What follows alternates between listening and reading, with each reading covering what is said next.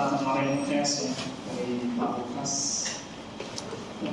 pastinya secara konseptual eksplorasi secara dan bidang geologi yang ditanyakan Pak Lukas di dalam tes Pak Jawab.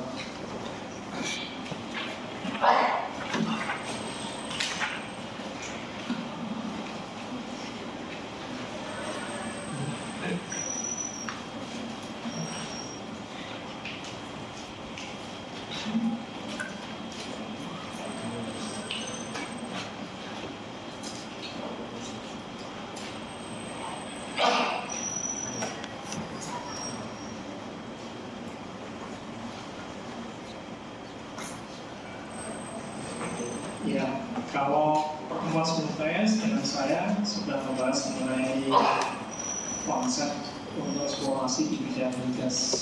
Kalau sebelumnya saya sudah menyampaikan mengenai apa itu petroleum system, petroleum konsep, ini prospek, kemudian secara umum perkembangan teknologi, secara eksplorasi dan seterusnya. Nah, yang pertemuan kedua ini saya akan masuk ke teknik-teknik eksplorasi, yang masukin yang ulang kaitan dengan geologi, geofisik, dan juga geokimia. Kemudian pertemuan ketiga saya rencanakan untuk membahas mengenai field development. Jadi kalau eksplorasi yang sukses itu biasanya ada lanjutannya. Yang keempat, kalau sudah dibentuk itu biasanya production dan juga rela. Tapi nanti ada analisis dan ekonomi yang besar. Oke, hari ini kita bahas mengenai metode eksplorasi, khususnya di bidang migas. Karena saya singgung di pertemuan sebelumnya, untuk eksplorasi itu sebenarnya kalau di migas itu fokusnya di subsurface, karena hampir semua ekonomi dari karbon, petroleum itu adanya di subsurface. Jadi kita sangat tergantung, sangat terkait dengan data-data di bawah permukaan. Meskipun data-data di permukaan juga membantu ya, waktu bicara sudah survei, data-data di permukaan juga memberikan indikasi apakah ada elemen-elemen dari petroleum system ya, misalkan ada kandidat sosok yang tersikap, ada reservoir, ada structures, dan seterusnya. Tapi yang kemudian menjadi domain analisis secara lebih komprehensif itu adalah subsurface data. Jadi surface data memberi indikasi, tapi belum tentu bahwa di subsurface akan memilih sebagaimana di surface. Jadi ada semacam konsensus gitu ya, atau aksioma ya, bahwa yang tidak terlihat, maksudnya yang tidak ada di surface, yang tidak dijumpai saat survei, yang tidak terlihat belum tentu tidak ada. Yang tidak terlihat belum tentu tidak ada. Yang terlihat belum tentu mewakili. Jadi kalau ada ke lapangan tidak ada data, belum tentu subsurface-nya tidak ada. Boleh jadi tidak tersingkap. Sebaliknya yang tersingkap, yang kelihatan juga belum tentu mewakili. Misalkan dia tidak terus gitu ya, atau dia singkapan itu hanya setempat gitu dan tidak sampai ke bawah permukaan ya. Misalkan belum tentu mewakili itu kalau kita punya singkapan kandidat sosro kimia di permukaan itu biasanya sudah mengalami degradasi ya. Itu juga belum tentu mewakili kondisi bawah permukaan. Jadi yang tidak terlihat belum tentu tidak ada, ya, yang terlihat belum tentu mewakili. Ini harus keep in mind sebagai seorang eksplorasionis. Tetapi bahwa dijumpai kandidat data-data di permukaan itu indikasi penting ya. Cuma pesan pentingnya adalah kita harus menindaklanjuti dengan menganalisis data-data bawah permukaan. Ada data bawah permukaan macam-macam, saya singgung sebelumnya, karena harus diambil dengan alat, kita kerjasama ya, teman-teman geofisika untuk mengambil mengambil, memproses data permukaan, nanti geologi yang menganalisis, menginterpretasi. Data-datanya biasanya di dalam eksplorasi itu ada 3 data penting yang digunakan. Eksplorasi migas yaitu data gravity, magnetik, dan seismik. Ini ada 3 data yang biasanya diperlukan oleh subsurface interpretation. Seperti yang saya sebut juga sebelumnya, nanti di eksplorasi timnya ada beberapa macam. Ada tim geologi, ada tim geofisika, ada tim petrofisik, ada tim geochemical, timnya. Biasanya 4 ini. 4 ini harus ada di dalam tim eksplorasi. Ya. Geologis, geofissis, petrofissis, dan geochemical analysis. Nah, kemudian geofisik data selain gravity, magnetik, seismik, kalau kemudian eksplorasinya itu ada potensi, biasanya dilakukan drilling semua. Dan dari drilling kita punya well data, dari well data sumuran ya, kita punya ada core, reservoir, kemudian cycle core. Biasanya kalau core itu konvensional dia vertikal, ya ini secara vertikal. Kalau cycle core kita ambil dari dinding lubang bor, jadi dia secara lateral. Kemudian cutting ini hancuran-hancuran yang keluar bersama umur-umur. Kemudian kita punya log data rekaman geofisika sepanjang nomor berbagai jenis ya, kita singgung, maupun tes data. Tes data ini biasanya kalau sumurnya sudah selesai, kita biasanya mau menguji apakah kandungan fluida dari interval tertentu, kita melakukan tes data. Ada yang DST, drill stem testing, kemudian ada yang RFT, repeat formation tester. Jadi dari sana kita tahu isinya interval itu apakah air gitu ya, atau hidrokarbon. Kalau hidrokarbon apakah kondensat, minyak, atau gas. Itu kita ketahui dari tes data. Kemudian fase setelah penemuan atau discovery biasanya production. Nah di produksi ini kita juga punya data-data. Ada data flow rate, ya, laju alir. Ya. Satu hari semua itu bisa produksi minyak berapa barrel per day, BOPD, barrel oil per day, atau SCF, ya, million standar kubik feet gas per day, gitu ya. Data permeabilitas, data air terproduksi, dan seterusnya. Nah kita biasanya kalau eksplorasi production tidak terlalu dilibatkan. Production kan sudah ketemu ya, eksplorasinya sudah sukses. Biasanya kalau kita eksplorasi, kita berhadapan ya, dengan data geofisiko, subsurface maupun well data.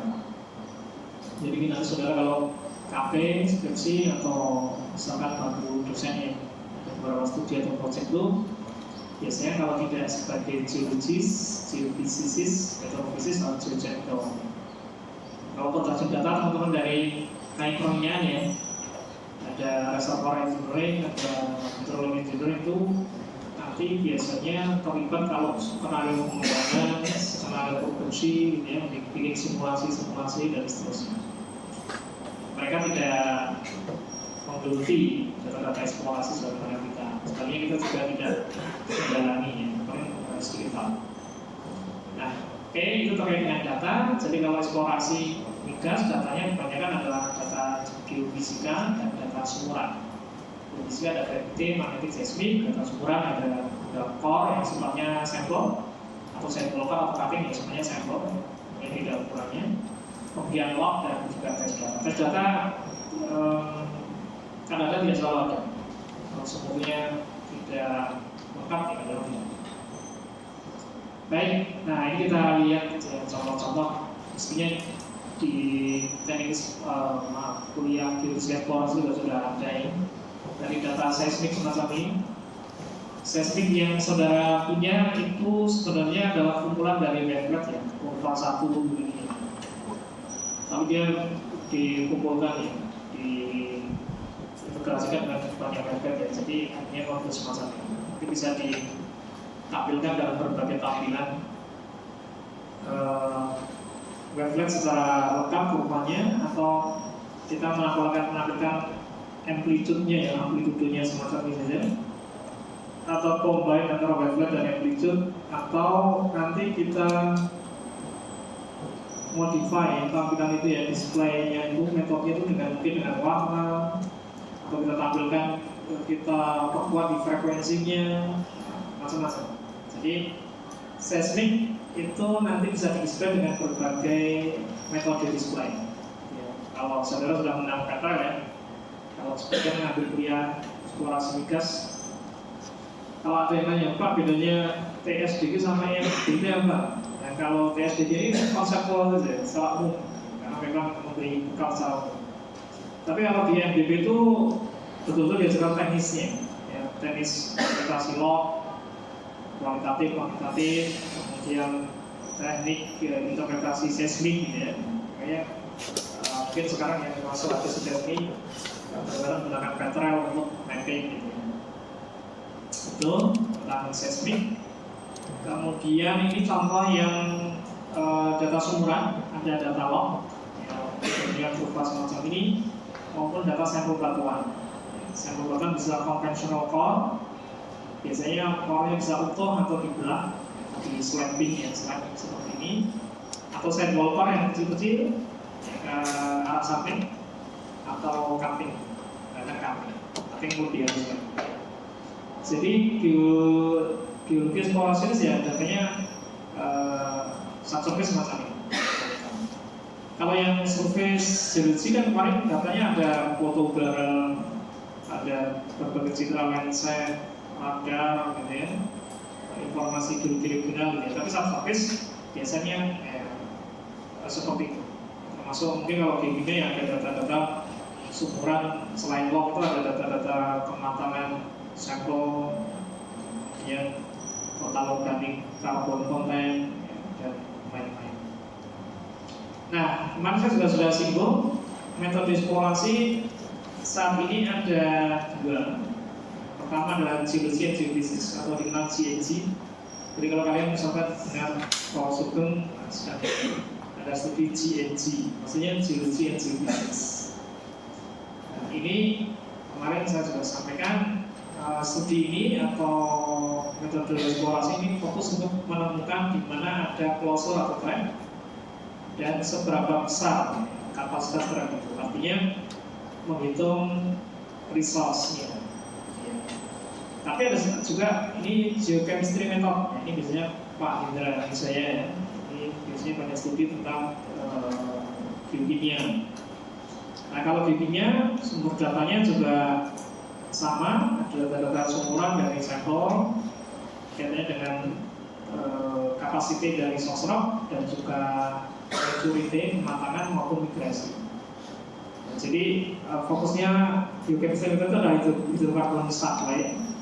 Hidrokarbon supply itu meliputi ya, apakah ada batuan induk yang matang, kemudian mengeluarkan hidrokarbon, kemudian bermigrasi ke arah mana, waktunya kapan, dan komposisi hidrokarbonnya apa gitu ya.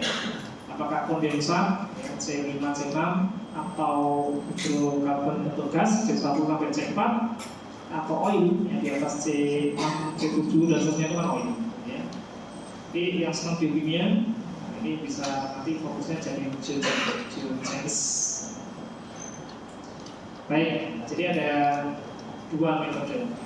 Petrofisis ada di mana? Petrofisis biasanya ada di sini.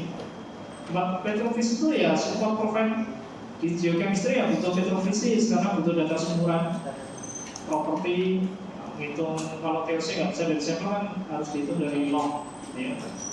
Kemudian kalau membuat model geokimia misalkan dari histori ya, waktu kalian belajar BSB atau mungkin sekarang ya, ambil geokimia Jakarta kan ada modeling, lagi model untuk ambil story, itu butuh data-data dari semua kepala formasi, erosional, thickness, ya umur, demikian juga di GNG.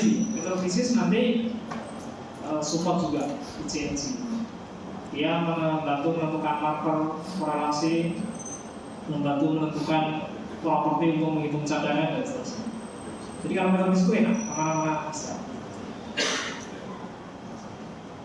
Nah, yang geochemistry method tadi ya, dia menjawab ya, apakah ada suplai hidrokarbon? Kalau ada, dari source rock yang mana, umurnya kapan, dan seberapa banyak suplai itu. Ya. Jadi seorang ahli geokimia itu bisa menghitung kalau punya source rock dengan tebal sekian, luas sekian, TOC sekian, kemudian kerogennya sekian persen, yang akan jadi hidrokarbon itu nanti efisiensi yang sebenarnya itu sekian persen. Jadi dalam satu cekungan, seorang ahli geokimia itu bisa menentukan kira-kira kalau ada hidrokarbon yang generated, yang terbentuk itu berapa juta barrel satu meter. Makanya kadang kita dalam analisis itu ada postmortem analisis. Jadi analisis kalau sumur kita itu dry hole, tidak isi ya, ini kan biasanya dilakukan analisis gitu ya, namanya postmortem analisis. Jadi istilah postmortem itu kalau yang biasa kalian kenal mungkin di kedokteran ya, atau katanya misalkan ada korban-korban kejahatan ada postmortem analisis ya. Jadi jasad seseorang yang sudah meninggal itu dianalisis untuk tahu penyebabnya, kematiannya karena apa. Di pengadilan biasanya muncul ya postmortem analisis dari dokter. Di sekolah itu sudah ada postmortem analisis itu khususnya untuk analisis mengetahui penyebab suatu sumur itu dry hole. Suatu sumur tidak mendapatkan hidrokarbon, tidak ada hidrokarbon. Nanti metafisis sama jejak itu terlibat. Apakah tidak ada charging sama sekali, ya no charging, atau insufficient charging, ada charging tapi jumlahnya sedikit. Kenapa? Tracknya banyak, strukturnya, kloternya banyak, tetapi produksi hidrokarbon kecil, sehingga ya karena kecil produksinya tidak semua struktur, tidak semua track itu terisi. Bisa salah satu yang seperti itu. Atau mungkin dia diisi gitu ya, tapi arahnya tidak ke struktur kita, ke struktur yang lain. Itu ahli geokimia. Ya, jadi menganalisis apakah ada suplai hidrokarbon, seberapa banyak, gitu ya. Kemudian juga komposisi ya tadi ya, apakah dia kondensat, minyak, atau gas, atau kombinasi. Bisa jadi dalam satu laporan itu nanti kombinasi. Ada minyaknya, ada gasnya, kapan gasnya itu migrasi duluan mana, gas dan minyak, dan seterusnya. Itu soal geokimia. Soal geokimia bertanggung jawab melakukan komposisi hidrokarbon yang tergenerate, yang muncul di suatu cekungan sedimen. Kemudian kapan dia mulai matang dan berpindah, primary migration. Ini juga ditentukan. Kenapa? Karena penting ya saudara-saudara. Jadi kalau Anda punya klausul, kemudian juga ada source rock yang matang, itu secara time harus pas. Saya sering menyebut proper time of migration ya. Jadi kalau migrasi terjadi sebelum reservoir dan track itu terbentuk, maka tentu minyak atau gas itu tidak akan terperangkap di dalam reservoir atau klausul bina. Kemana? Ya ke lapisan yang lain, mungkin lebih tua atau yang desain yang lain ada. Karena migrasi bisa saja terjadi saat long distance migration. Dia ikuti susah, kemudian selama jutaan tahun sampai ke jarak yang sangat jauh. Ya long distance migration bisa sampai 100 kilo. Migas itu bisa migrasi sampai 100 kilo. Kalau short distance itu ya vertikal aja dari sosro ke atas, sampai vertikal sampai 2-3 kilo, tidak sampai 20 kilo. Tapi di atas 20 kilo sampai 100 kilo kita bisa mengatakan dia long distance migration. Jadi yang long distance itu hanya relationship-nya. Jadi migration juga bisa long distance migration. Nah, termasuk juga arahnya. Waktunya pas, waktunya pas itu maksudnya apa? Sebelum ada migrasi, reservoir kita sudah terbentuk, trap terbentuk. Jadi siap dia kalau diisi. Gitu ya. Nah, setelah reservoir terbentuk, trap terbentuk, minyak kita disosrok mata, atau gas kita mata. Kemudian eksplosi mulai keluar, kemudian masuk ke sana. Tapi kalau arahnya nggak tepat, ya struktur kita, klosur kita juga kosong juga. Kenapa? Si minyak atau gas yang dihasilkan oleh sosrok akan bergerak ke tempat lain. Maka nanti perlu model. Jadi analisis biokimia itu membuat beberapa model. Pertama, 1D model satu dimensi itu membuat namanya barrel store model penimbunan, bagaimana dia matang dan kapan. Kemudian membuat 2D model 2 dimensi, yaitu sudah mulai kira-kira dia nanti kalau misalkan matang, kemudian migrasinya ke arah mana, secara lateral, mengisi bergerak kemana, jadi migration directionnya. Kemudian yang terakhir biasanya dibuat 3D model. Kalau 3D model itu tidak hanya arahnya secara lateral, juga time-nya. Jadi dia ada X, Y, dan juga time-nya. Misinya kapan? Ya. Jadi ada 3 dimensi ke arah vertikal, lateral, dan juga dimensi waktu. Ini yang teman-teman yang suka analisis biokimia yang nanti bisa dibimbing Pak Indra untuk skripsi atau KP atau riset gitu ya. Cukup banyak beberapa mahasiswa juga dibimbing Pak Indra yang suka bimbing sampai skripsinya. Karena saya bimbing sebagai pembimbing juga. Baik, nah di dalam analisis biokimia itu ada beberapa metode analisis. Utamanya sebenarnya terkait pertama capacity of sosrok. Capacity of sosrok itu ditentukan dari TOC, total organic carbon content. Jadi seberapa banyak karbon organik. Kenapa? Karbon organik inilah yang nanti bisa menjadi kerogen, bisa menjadi minyak atau gas. Kalau batuan mineral, kuarsa, geoklas, feldspar kan tidak akan berubah. Yang berubah jadi minyak apa? Ya organik karbon organik ini. Jadi seberapa banyak karbon organik yang ada di dalam sosrok, itulah yang akan bisa menjadi minyak atau gas. Maka kapasitas sosrok ditentukan oleh TOC, total organik karbon. Caranya gimana? Nah, mau nggak mau TOC ini yang ideal dari sampel dari core, dari sampel core atau dari singkapan. Kalau singkapan bisa hati-hati. Kadang-kadang singkapan itu membuat TOC itu organik karbonnya sudah terdegradasi ya, sudah stress lagi ya, bisa tidak laku ya, tidak fresh, maka harus diambil sampel yang fresh. Jadi yang pertama terkait dengan capacity of sosrok. Kemudian komposisi ini nanti bisa dianalisis dari kerogen type maupun gas kromatograf di darah sumur. Kalau kerogen type itu nanti ada analisis ya, teknik analisisnya sebenarnya pernah dengar namanya Van Crevelen diagram. Van Crevelen diagram itu menentukan ini batuan ini, sampel ini masuk kerogen type yang berapa? Kerogen type 1, kerogen type 2 atau 3. Kalau kerogen type 1 biasanya apa? Akan menghasilkan apa? Minyak atau gas? Gas akan menghasilkan gas. Kalau kerogen type 2 itu mix ya, dia bisa menghasilkan gas, bisa menghasilkan minyak. Tapi kalau kerogen type 3 biasa, kalau kerogen type 1 itu oil pro. Kerogen type 2 itu oil and gas pro, kerogen type 3 biasanya gas pro. Kalau kerogen type 4, nah kerogen type 4 itu biasanya inert. Inert itu nanti kalau dipanaskan tidak jadi minyak atau gas.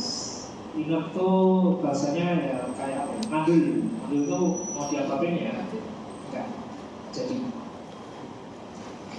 Nah, yang kedua dari gas kromatograf. Kalau gas kromatograf itu rekaman gas dari lubang bor. Ya, interval tertentu keluar gasnya apa? Ya, kalau ya C1 sampai C4 kemungkinan dia memang menghasilkan gas ya. Interval itu menghasilkan gas. Kalau di atas itu ya kemungkinan dia menghasilkan kondensat atau lain. Kemudian terkait dengan pematangan, yang ketiga yang penting thermal maturation. Itu metode analisisnya ada beberapa, ada VR, filter unit reactance. Filter unit reactance itu nama lainnya bisa disingkat mengatakan RO. Nanti ada satu metode mengukur RO atau filter unit reactance untuk menunjukkan kematangan batuan Indo itu sudah sampai level mana. Sebuah batuan Indo dikatakan matang kalau nilai VR atau RO-nya itu sudah di atas 0,7 minyak.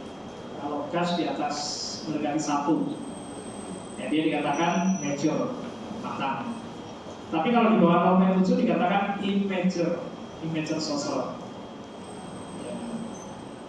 Sosro yang baik ya sudah mature karena artinya sudah menghasilkan karbon. Kalau yang immature ya belum menghasilkan, sedang dalam proses pemasakan ya, oleh tadi histori thermal.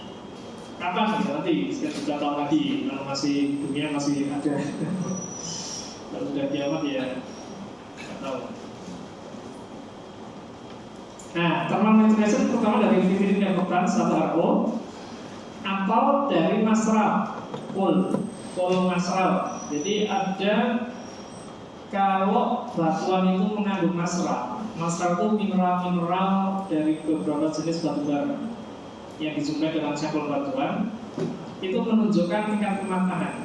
Ada boron masral ya, termasuk polrem itu degree dari batu bara kan ada dari mulai yang paling awal lignit, ada subbituminous, ada antraksit gitu ya.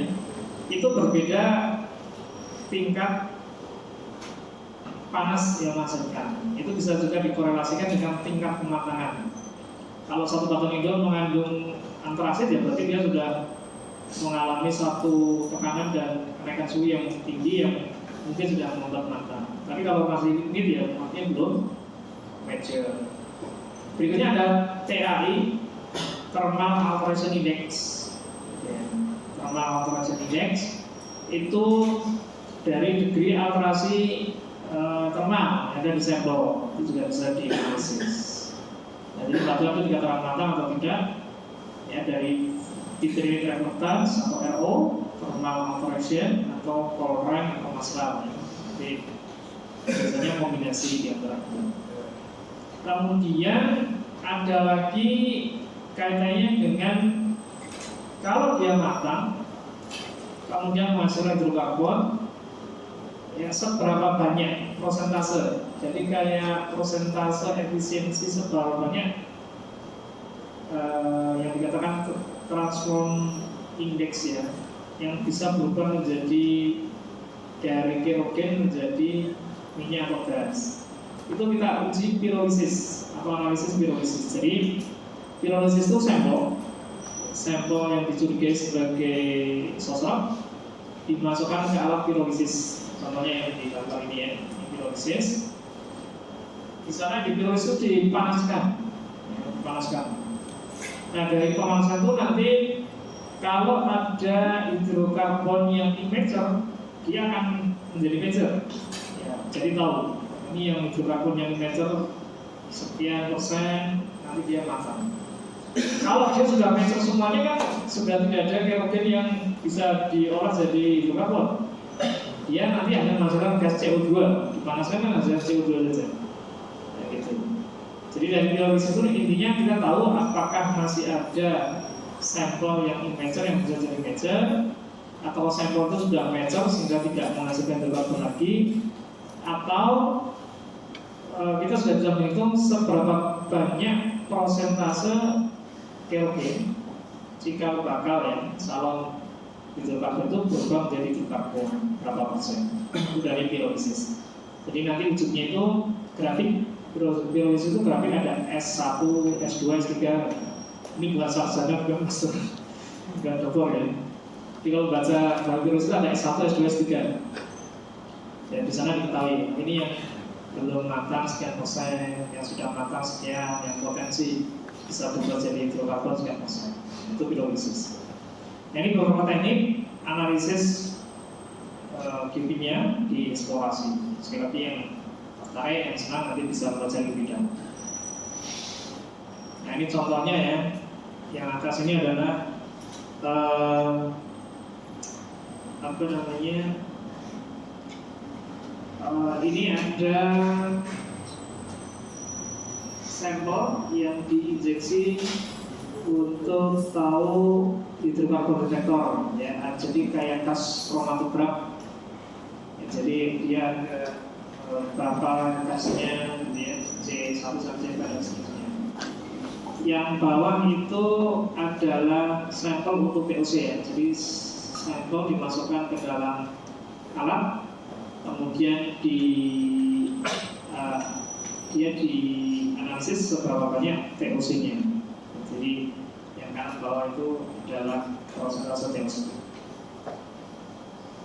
Kemudian ini yang kerogenite, ini namanya Van Crevelen. Itu cross plot antara oxygen index dari sampel versus hydrogen index dari sampel.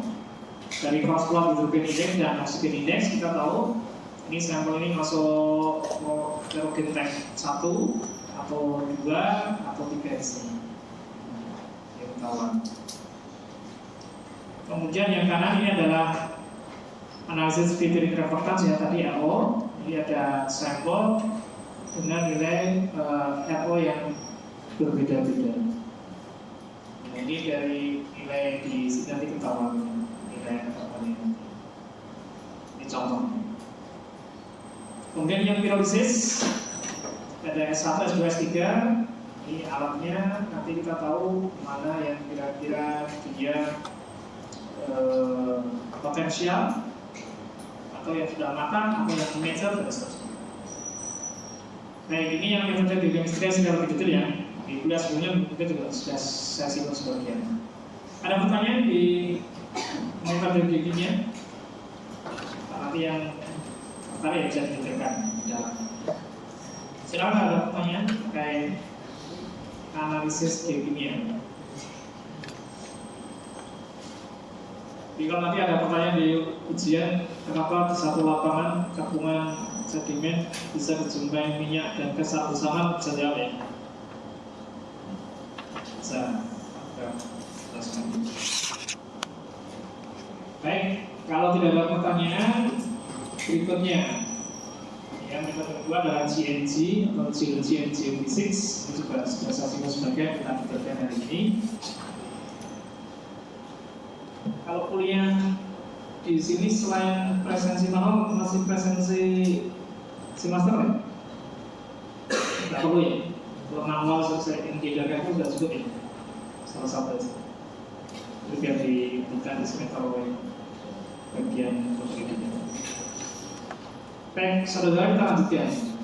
Tadi adalah analisis geokimia, fokusnya mengetahui apakah ada hidrokarbon saat zinc, apakah ada hidrokarbon yang mengisi ya, mensuplai reservoir kita.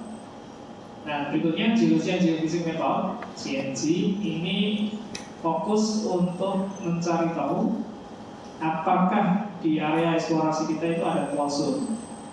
Ya, klausul itu satu bentukan fitur geologi yang memungkinkan hidrokarbon terakumulasi dan ekonomis dan bisa diproduksi. Klausul ini naik nanti degree-nya berubah dari awalnya pre-konsep ya, sebatas imajinasi kita mungkin di area ini mungkin ada klausul bentuknya stratigrafi, bentuknya struktural, bentuknya seperti apa gitu ya, mountain anticline, bentuknya dome, bentuknya already dan seterusnya sampai betul kita petakan menjadi klausul. Klausul itu bisa naik derajatnya jadi apa? Lead. Kalau data sistemnya cukup banyak yang saling berpotongan. Kalau cuma satu lintasan ya namanya masih klausul. Tapi kalau dua lintasan saling berpotongan itu sudah bisa kategori lead. Nah, kalau lead ini nanti didukung oleh data-data yang lebih lengkap, semacam hasil pemodelan dari biokimia, analisis keekonomian dan seterusnya, dan menunjukkan bahwa lead itu siap dibor, namanya jadi prospek. Jadi urutannya kita punya play concept, kemudian klausul, kemudian lead, yang keempat terakhir adalah prospek. Prospek sudah siap dibor. Kemudian geologi geofisik ini fokus untuk menemukan apakah ada reservoir atau tidak di bawah permukaan. Ya. Jadi kalau klausul itu apa sebenarnya? Ya, sebenarnya kalau track itu sifatnya konvensional ya. Kalau klausul itu ujungnya sudah peta yang ada konturnya. Peta yang ada konturnya dan konturnya harus menutup. Nah, itu klausul. Reservoir jelas, meskipun kalau ada klausul bentuknya antikrit tapi isinya shale semua ya, kita nggak akan mencoba itu kok. Karena shale itu impermeable. Maka kita harus pastikan bahwa yang untuk klausul itu adalah batuan-batuan yang bisa jadi reservoir. Reservoir syaratnya ada dua, apa? Batuan itu harus porus. Kalau porus artinya apa? Porositasnya tinggi. Yang kedua adalah permeable. Permeable artinya permeabilitasnya tinggi. Syaratnya porus and permeable. Jadi semua batuan bisa. Batuan paling banyak ya sedimen, batu pasir, dan batu bambe. Tapi batuan lain semacam basement, igneous rock, metamorphic rock ya bisa juga. Dalam perkembangannya reservoir ini beragam. Dari yang tadi syaratnya porositas tinggi, permeabilitas tinggi, yang namanya eksplorasi yang seperti itu sudah banyak dijumpai dan menjadi giant field, lapangan raksasa. Sekarang orang nyari yang tidak umum ya, yang tidak raksasa, yang diskusi aja dicari karena kebutuhan akan migas. Akhirnya reservoir ini berkembang dari yang good quality reservoir, yang high porosity, high permeability, porous permeable, menjadi low quality reservoir. Ya reservoirnya nggak harus porous banget, nggak harus permeable banget gitu ya. Asal ada minyak atau gasnya bisa diproduksi, ya, bisa di akuisisi daerah itu. Namanya low quality reservoir.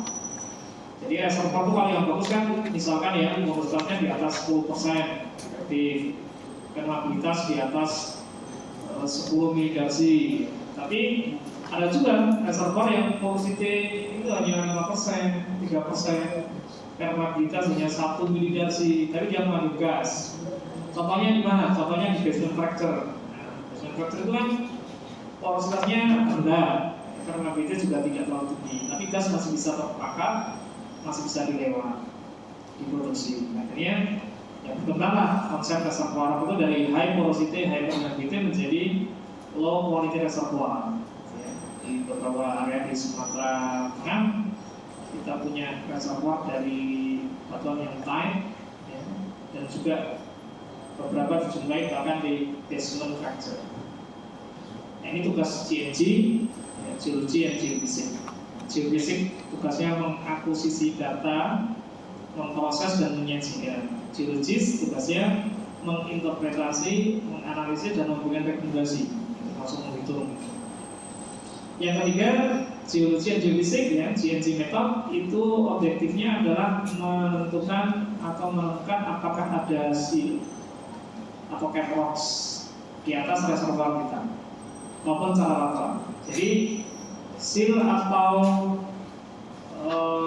cap rock itu tidak hanya di atas reservoir vertikal membatasi pergerakan hidrokarbon, yang vertikal juga membatasi pergerakan hidrokarbon secara lateral. Contohnya misalkan fault, biar minyak atau gas itu tidak bergerak ke arah lateral yang horizontal. Ya, bisa fault yang sealing ya, yang dia ada, atau perubahan fase secara lateral gitu ya, itu bisa menjadi lateral atau horizontal seal. Jadi seal itu secara vertikal turun di atas ya, cap rock, atau secara lateral, secara horizontal. Ini pertanyaan diajukan ke geologis ini, apakah di satu sedimentary basin itu ada seal atau tidak? Geologis yang jawab. Nah, geologinya nggak jawab. Nah, yang jawab seal rock ini ada satu profesi geologis yang khusus menginterpretasi seal rock itu biasanya dari latar belakangnya structural geologis. Geologi yang latar belakangnya structural itu nanti bisa menekuni apakah satu lapisan itu bisa shielding atau tidak, setelah satu struktur itu shielding atau tidak, kemudian butuh ketebalan berapa untuk menahan tinggi kolom minyak sehingga tidak menjebol seal gitu ya. Nah kalau lapisan itu tidak kuat, tidak permeable, tidak impermeable, dia bisa linking atau breaching ya, jadi bisa bocor ya. Minyak bisa menerobos, bisa bergerak naik. Nah ini geologis gitu ya. Jadi kalau geologis ya seperti Anda nanti di eksplorasi ini harus dia bisa menjadi ahli pemetaan bawah permukaan, posur, bisa memap, bisa tahu mana struktur, bisa tahu reservoir mana gitu ya dari data data katalog, dan bisa juga tahu mana lapisan sebagai seal atau unsealing gitu ya. Artinya geologis yang terjun di eksplorasi migas itu harus punya pengetahuan tentang batuan. Ini nanti penting untuk reservoir. Juga harus tahu tentang structural, subsurface structural geology, geologi bawah permukaan, secara struktur seperti apa. Geologi itu kan sebenarnya core-nya 3 ya. Pertama batuan. Batuan ini dipelajari dari mulai mineralogi, terus apa lagi? Sedimentologi, petrologi, katanya petrografi, gitu ya, terkait batuan. Mineral macam-macam sampai fosil semuanya kayaknya batuan. Yang kedua terkait dengan struktur. Batuan itu bentuk struktur seperti apa? Apakah dia bedding, berlapis atau masif? Yang berlapis ini berlapisnya dia flat atau dia dipping, miring. Miringnya itu apakah cuesta saja, monocline atau anticline. Anticline bisa syncline, ya, macam-macam ya. Syncline bisa menunjang atau tidak gitu ya. Form besar dan seterusnya. Nah ini saudara-saudara. Yang ketiga apa? Core geologi. Selain batuan yang terkait mulai mineral sampai petrologi, petrografi, fosil dan seterusnya, sedimen. Kemudian yang kedua struktur, yang ketiga apa? Geologi, core-nya geologi. Kalian sudah mapping ya? Apa? Kalau bikin di peta geologi, peta poster itu apa lagi? Selain stratigrafi regional, itu terkait dengan batuan dan peta geologi yang dimana ada struktur, ada sayatan yang harus dibuat rekonstruksi. Terus apa lagi? Geomorfo. Jadi geologi itu ada 3. Intinya yang batuannya, strukturnya, geomorfo. Geomorfo itu apa? Manifestasi kondisi geologi di permukaan. Ya. Dia bentuknya apa? Kalau geomorfo secara luas namanya apa? Dalam skala yang regional, bentukan bentang laut secara luas namanya fisiografi. Jadi fisiografi itu kayak morfologi tapi luas, skalanya skala regional. Kalau geomorfologi atau morfologi, ya, geomorfologi itu tentang alam, tentang alam pantai, tentang alam sungai, gitu ya. Kalau morfologi apa? Bentukan individualnya, ini bentuknya bukit, gitu ya, atau tebing, gitu ya, atau lembah, gitu ya. Nah, kalau di eksplorasi migas dari 3 ini yang 2 yang utama. Ada bahan batuan, utamanya batuan sedimen, meskipun sekarang yang metamorf sama batuan igneous ya, migas pun juga sering dilibatkan juga. Yang kedua struktural, ya, jadi harus kuat gitu ya.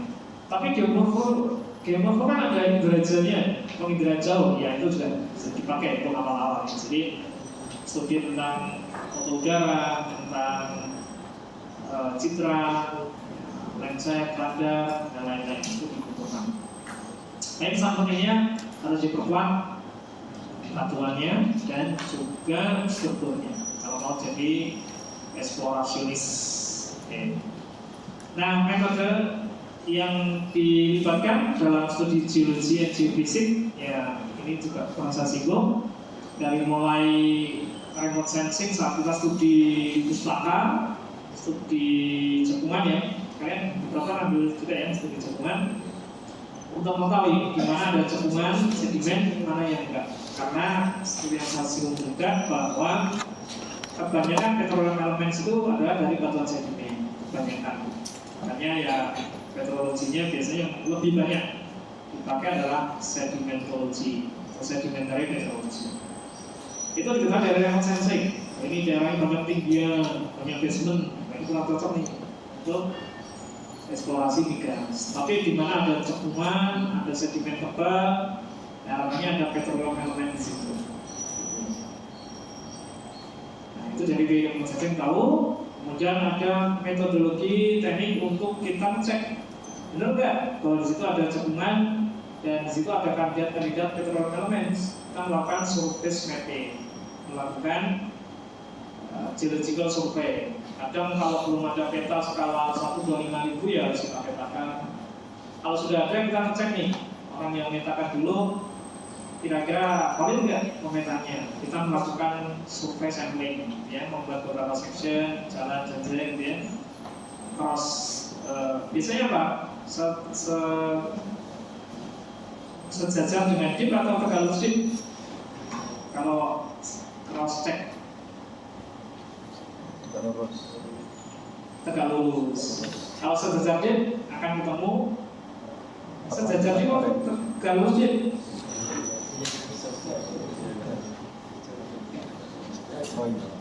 Ya, kalau batuan itu piringnya ke selatan nih, kayak di Bulan Selatan, kayaknya akan sejajar deep ke selatan utara atau tegak lurus deep. Gimana kalau tegak lurus deep kan berarti ikuti strike barat timur. Yang mana?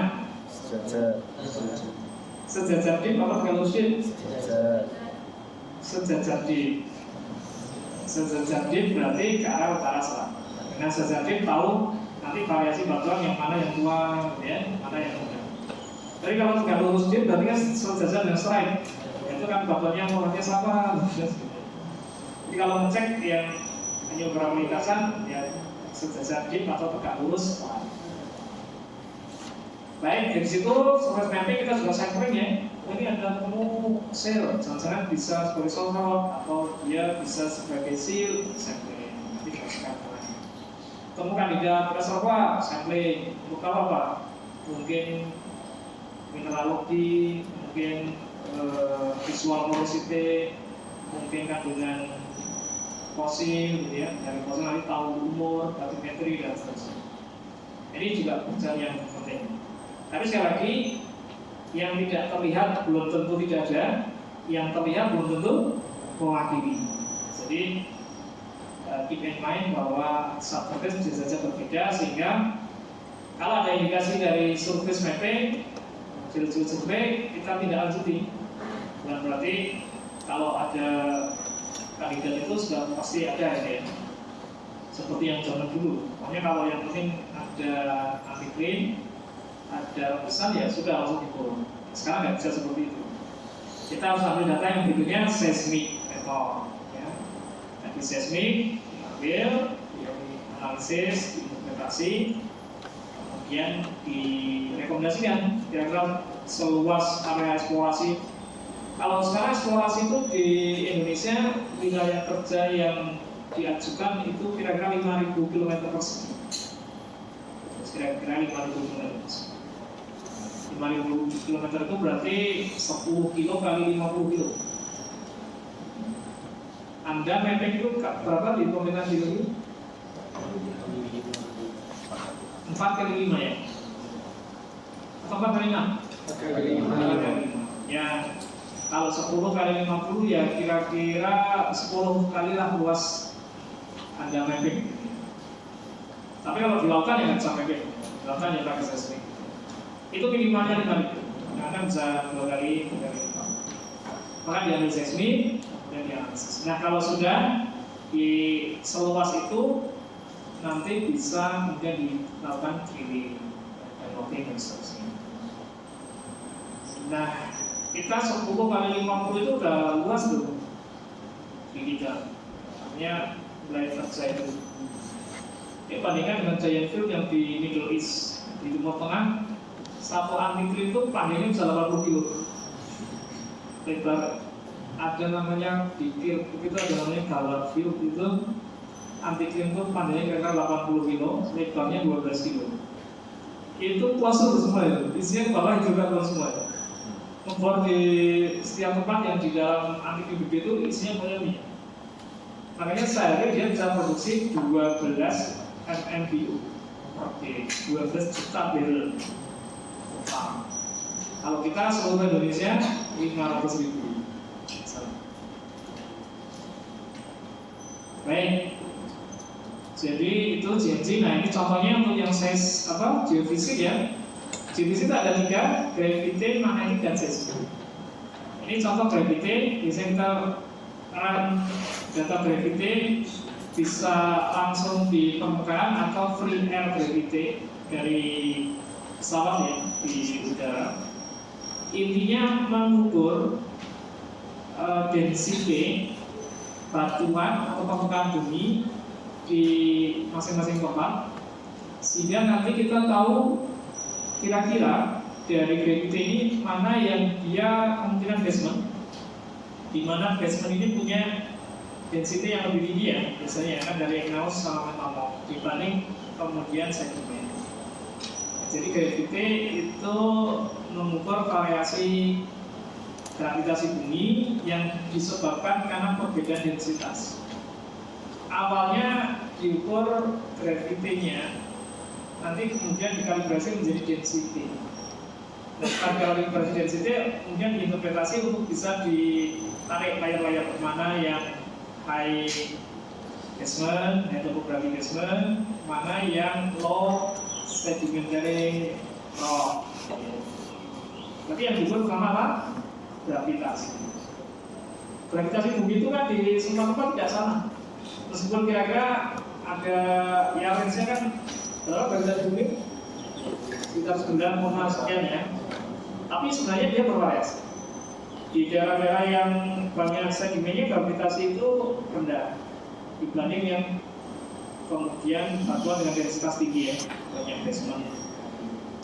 Jadi sana kita tahu mana kira-kira yang lapisan itu sebagai sedimen, mana yang dia high topographic basement. Yang kita cari adalah yang banyak sedimen yang tepat. Dari survei gravity nanti kita bisa mendeliniasi mana semua sedimen, mana yang bukan. Yang kedua adalah magnetic survey. Dari magnetic survey ini bedanya kalau prosesnya hampir sama, misalkan dari udara bisa mengukur derajat kemagnetan dari batuan-batuan sepanjang lintasan. Prinsipnya sama, batuan-batuan yang punya tingkat magnetik tinggi ini biasanya adalah igneous, ya, sehingga kemungkinan dia basement. Sementara batuan-batuan yang sedimen ini biasanya punya magnetik yang lebih rendah dibanding kalau igneous basement. Jadi kemudian kita melakukan survei, mengambil data seperti ini, diukur. Jadi ada anomali magnetik yang rendah, itu biasanya berasosiasi ya dengan sedimentary rocks. Sementara yang high magnetic biasanya diimplementasikan oleh igneous rock. Biasanya high plane magnetic. Magnetik sebenarnya sangat penting untuk eksplorasi semacam biji mineral gitu ya, logam gitu ya. Nanti kan tahu kalau satu area yang punya kandungan logam tinggi yang magnetik itu ya anomali magnetiknya tinggi gitu ya. Kan logam itu bisa magnetik gitu ya. Jadi magnetik biasanya awalnya dikembangkan untuk eksplorasi biji logam. Nah, sementara kalau di migas ini bisa digunakan tadi untuk interpretasi, memperkirakan estimasi kira-kira di mana ada basement high, semacam house atau sedimentary basin, semacam dragon. Mirip dengan anomali gravity. Nanti bisa di overlay antara magnetik dan gravity untuk dipastikan. Sebenarnya bisa dihindari kesulitan. Dibantu juga oleh remote sensing, ada lenset, foto udara, ada radar, ada mungkin pakai thermal infrared. Ya. Intinya di sini adalah untuk mendelineasi hubungan sedimen.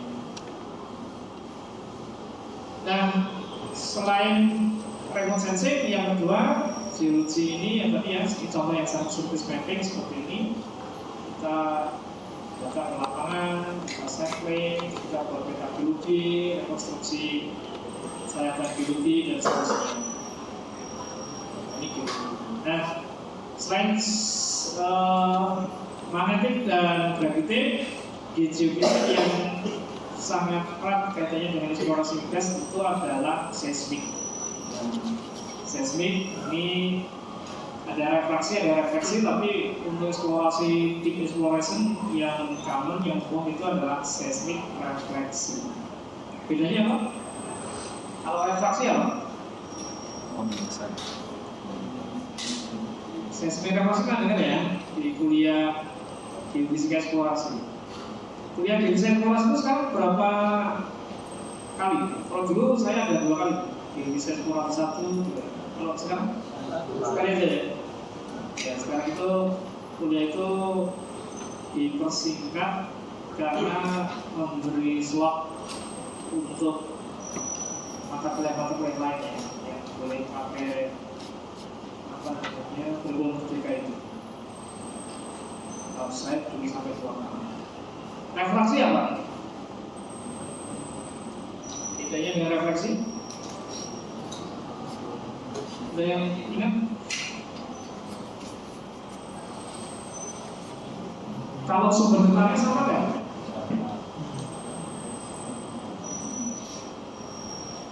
Nih, sering berubah. Stop. Yang diukur apa? Refleksi.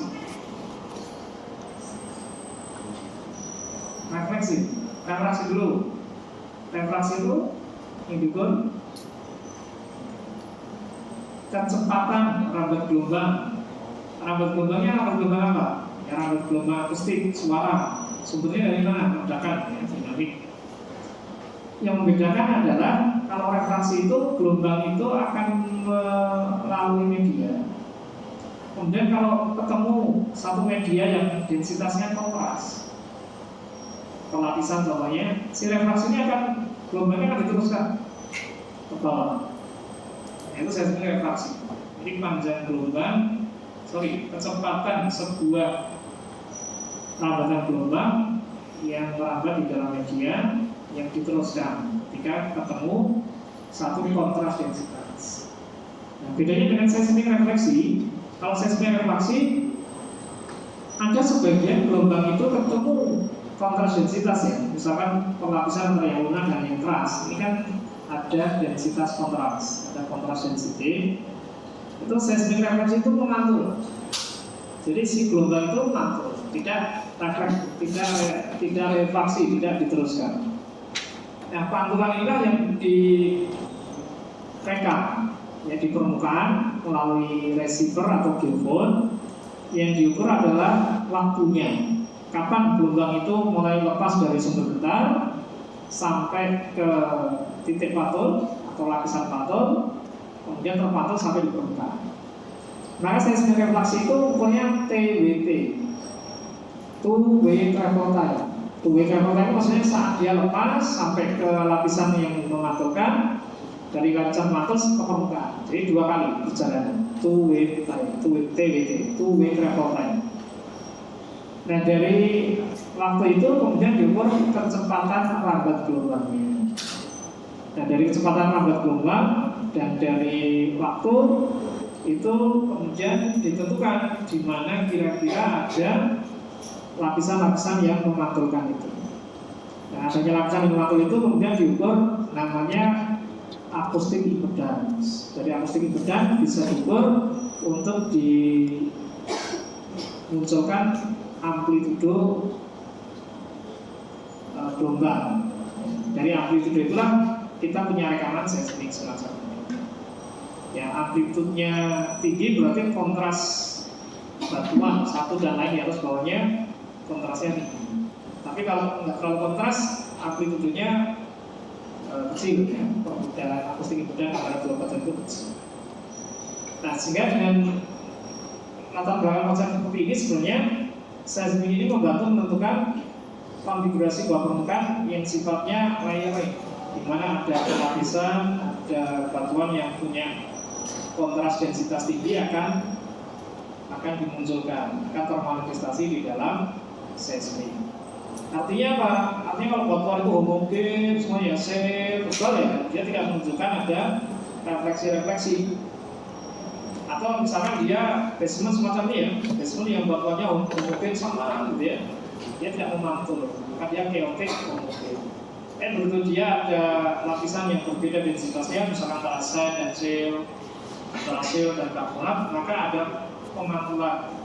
Semakin beda densitasnya, semakin kontras, maka amplitude pantulannya akan lebih besar sehingga menghasilkan strong reflection ya di data bawah permukaan. Itu yang semacam ini ya. Ini AI, acoustic impedance. Ini karena ada kontras densitas dan velocity. Semakin besar kontrasnya, maka nanti masukkan amplitude yang semakin besar. Ya, semakin rapat ya. Kalau kita contohnya di daerah yang deltoid ya, antara sand dan situ perubahannya intensif, itu kita punya amplitude yang frekuensinya rapat. Tapi kalau shale tebal atau batuan basement tebal ya biasanya frekuensinya sangat rendah. Ya chaotic saja, tidak ada amplitude.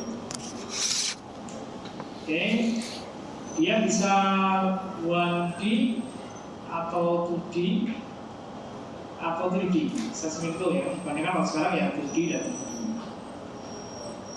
3D. Yang ini 2D lain atau beberapa. Oke. Nah, dari seismik, data-data yang bentuknya kurva-kurva itu diolah oleh teman-teman geofisika, namanya processing, kemudian disajikan. Di dalam proses itu ada namanya proses namanya migration ya. Jadi si gelombang-gelombang itu dimigrasi, dihilangkan noise-nya dan seterusnya. Itu namanya ada nanti post-spec migration, ada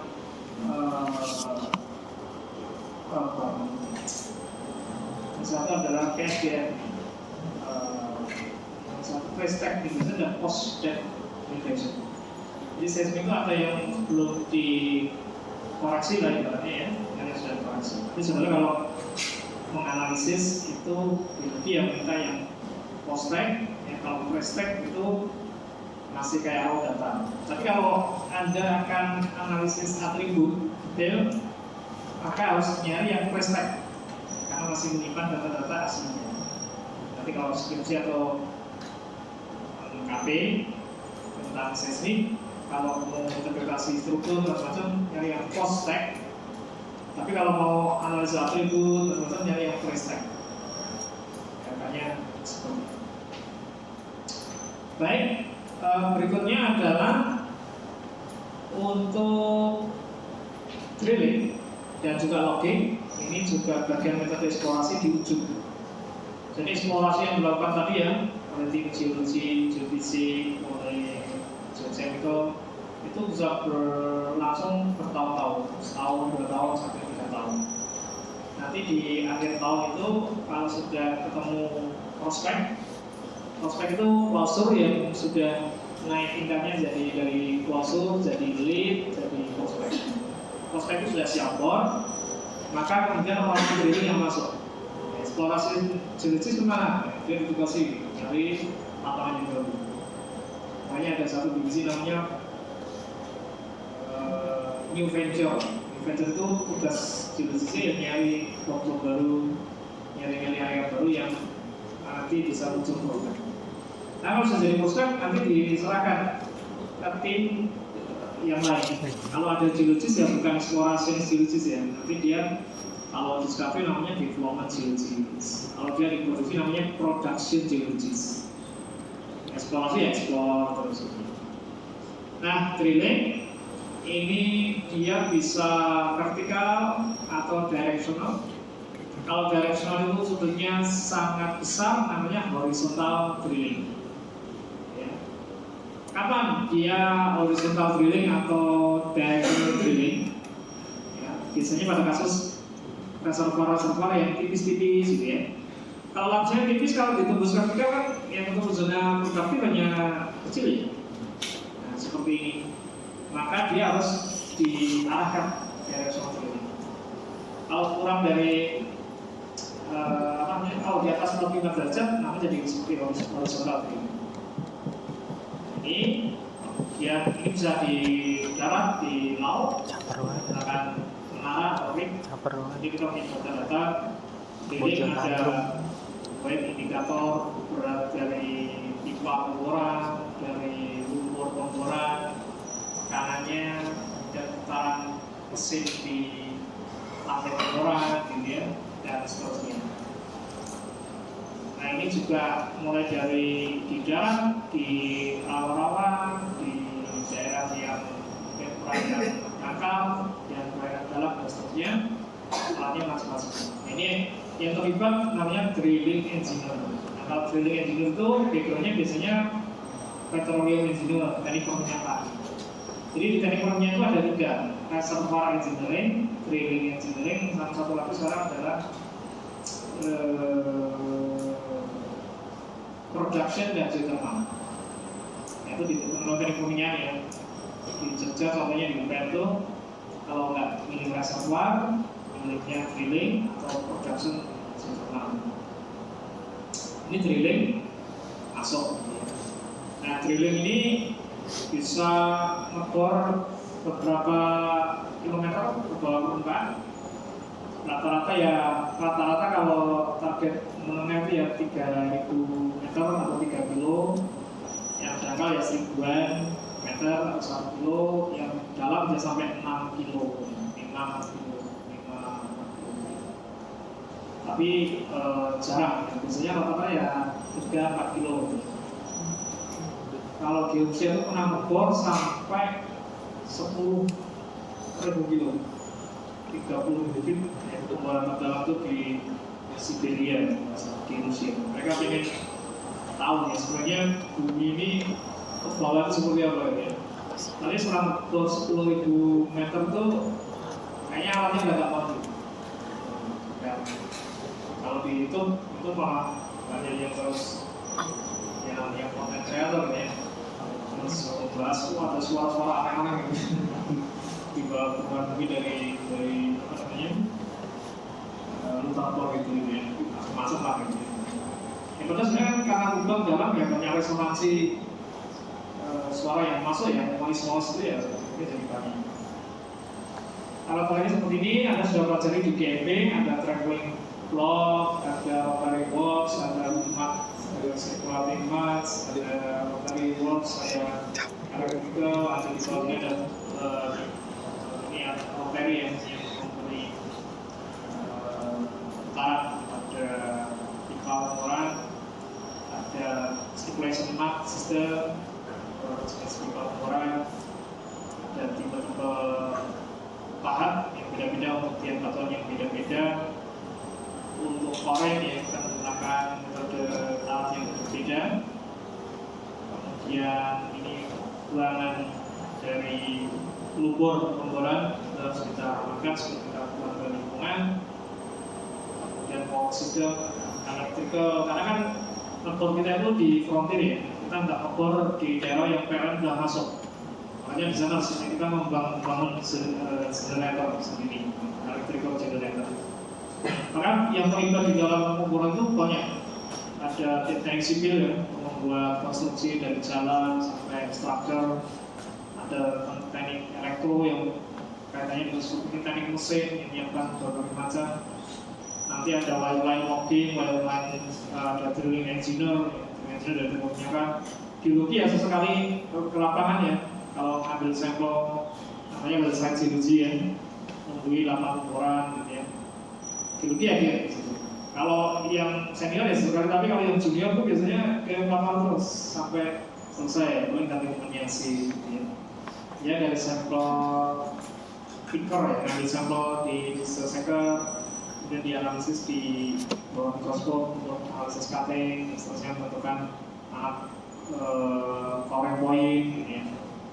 Dulu waktu saya KPT ya sempat nemenin jadi website CNC power kayak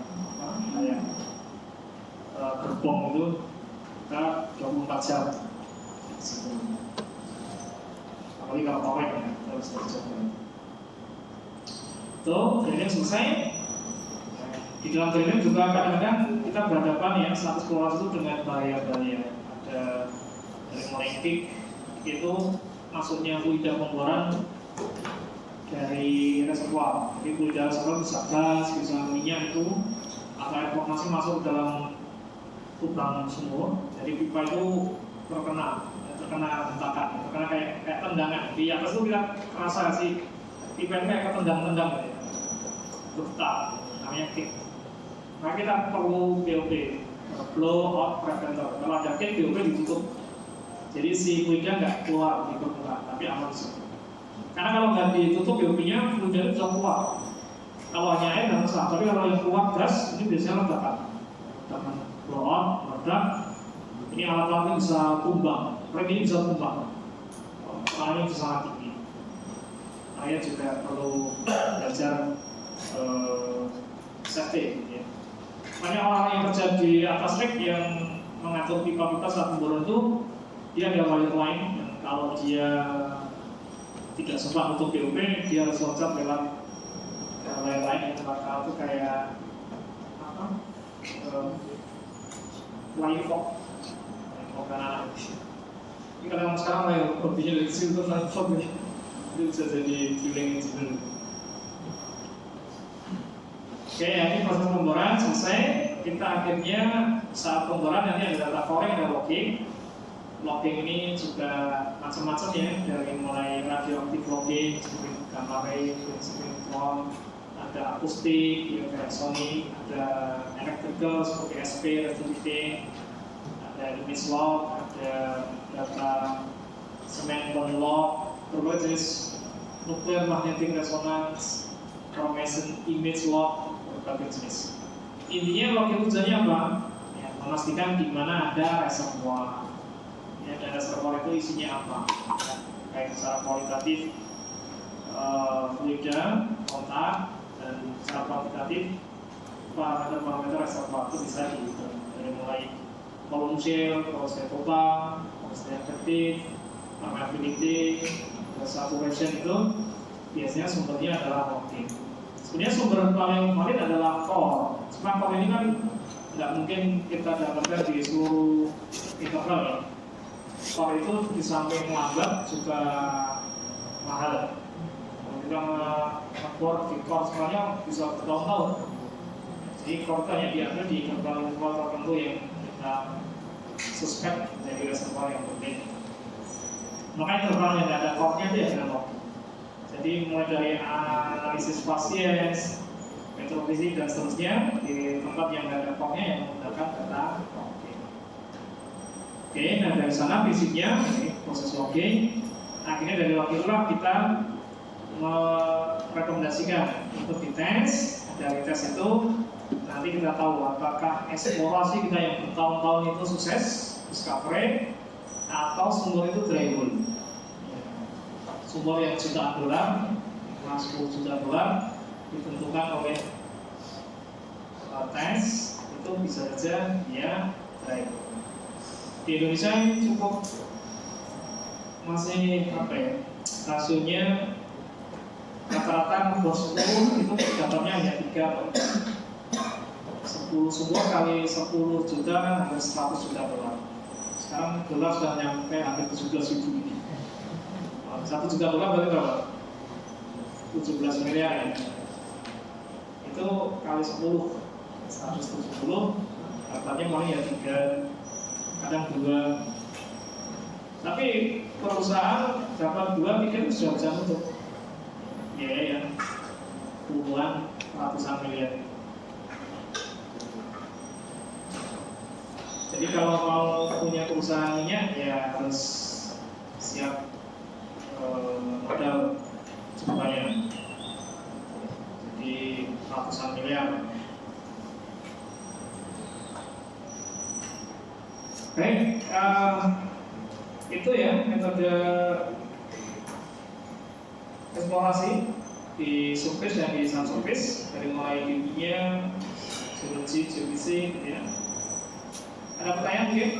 Ini terakhir kasih terkenal nih. Apakah dia isi atau ya kalau discovery nanti kita limpahkan ke tim produksi. Kalau threshold dan kita analisis tadi namanya post mortem. Jadi yang paling pertanyaan saya ini kalau coba jelasin ini geologis. Kalau threshold ini geologi harus jelasin kenapa threshold. Geologi itu mengarang 1001 alasan gitu. Kalau kosong belum lapangan ada charging dari sosro atau hasilnya bocor atau reservoirnya kualitasnya nggak bagus atau migrasinya tidak proper time, wah ini geologis. Jadi geologis itu harus membiasakan punya 1001 macam alasan ketika pekerjaannya gagal.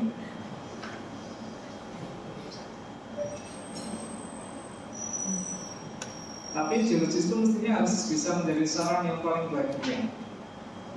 Karena kalau dalam kehidupannya dia banyak menemui kegagalan itu dia harus bisa menemukan 1001 cara lain untuk bahagia. Karena udah biasa mencari berbagai macam alasan. Ada pertanyaan barangkali saudara-saudara sebelum kita akhiri ya, nomor 11 terkait dengan metode geochemical, geologi, geofisik, eksplorasi. Nanti kalian bisa pilih salah satu ya di dalam kalian. Kalau tidak di geochemical, ya geologis, geofisik bisa. Nanti kalau S2 ke geofisika ya bisa saja. Yang sulit itu biasanya anak geofisika jadi interpreter itu agak sulit. Tapi lulusan geologi jadi prosesor itu asal pokoknya dikasih algoritma cara memproses biasanya anak geologi bisa. Tapi kalau anak geofisika interpretasi itu agak susah karena butuh intuisi ya, butuh intuisi panjang bisa interpretasi. Tata alam. Seismik ini kadang-kadang ini orang langsung terus atau putus, terus dia kalau ada sesat geser namanya gimana kan tidak mudah. Kalau sesatnya satu mungkin mudah ya, tapi kalau sesat geser itu bisa juga. Silakan ada pertanyaan. Presensi sampai kan? Selamat datang. Selamat datang gitu. Kok bisa jadi 5 tiba-tiba ya? Apa? Bukannya yang dapat 5 itu Jerman harusnya. Apa yang UCL itu loh? Bukannya 5 itu Jerman? Oh, karena Arsenal. Karena dia lolos. Enggak, karena Arsenal bagus mainnya. Yang kayak gitu dong. Iya. Alasannya tuh satu slot tambahan itu buat negara yang klubnya main bagus di Eropa. Kalau Kan semuanya main bagus. Kita lanjutkan pekan depan kita akan menyinggung mengenai development. Jadi itu sedikit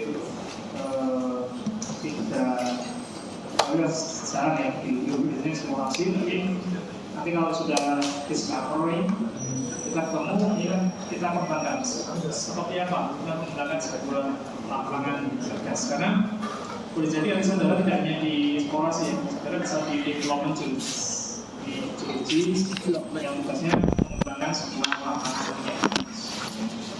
nanti kita akan mengembangkan. Baik, terima kasih atas kehadirannya. Selamat siang, sampai ketemu pekan depan. Assalamualaikum warahmatullahi wabarakatuh. Udah loh. Kau mau ke lab ini nggak? Lab apa? Lab graph. Iya. Bakal ketemu John nggak? Kira-kira?